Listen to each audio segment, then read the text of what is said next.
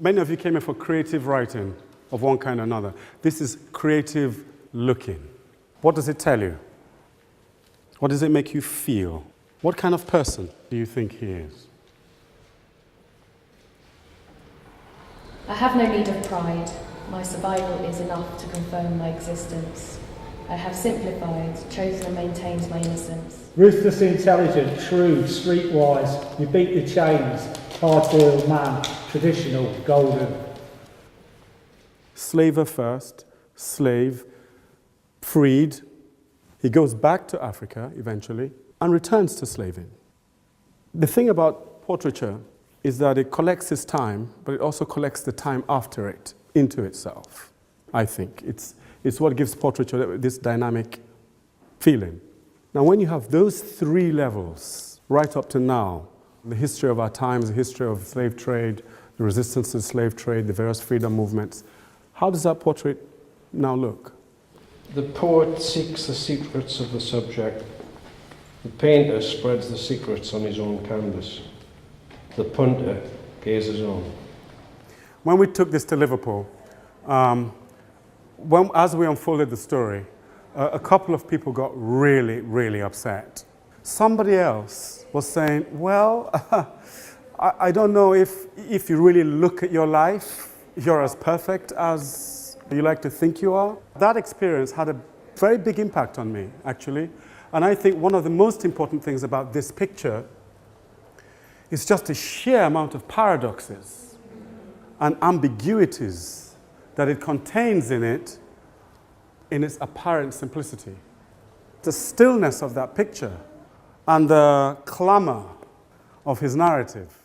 Having the scene set with the background and that, I found it absolutely riveting, and there's just so many facets of different angles if you look at it and put layers on and whatever. And I really also enjoyed the reaction from the people. There was just so many different constructive things that came out of it. We were desperate to know everything about him, and when we did know everything about him, we didn't want to know. And it's sort of, you have to take every bit of someone's character to create a whole, and then it makes you look deeper. That's what I think I learned from this picture, really. It's a bit like reading a poem. Like, it gets more complicated the more you get into it, the more you start to analyse it. Every single time I look at it, I almost get like a completely different definition as to the one I had previously.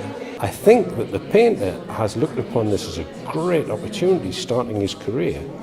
He's thought, if I get this right, I'm going to be painting little old ladies and charging lots of money, and little old gentlemen charging even more money.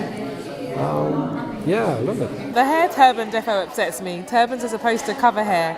Is this an early black nationalist sentiment I'm witnessing, that he's insisting on being displayed with his hair and his religion side by side? He smiles now, and somehow it's now a grimace, but it's still kind of a cheeky smile. It is a different painting sitting here from the one I saw before. Here, at the back of the room, the shadows of the background fall on everything. The man's face, the white robes.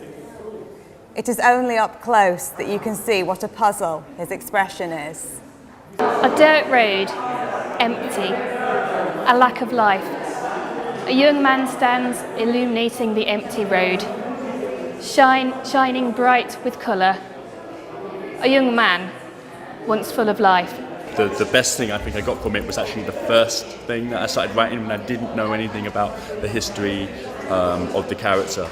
So the line that I got, which I might go away and work with, is, they found the colour for a human being in a white palette box, a man with eyes that holds you gently. They say, I am calm, with these words at his neck.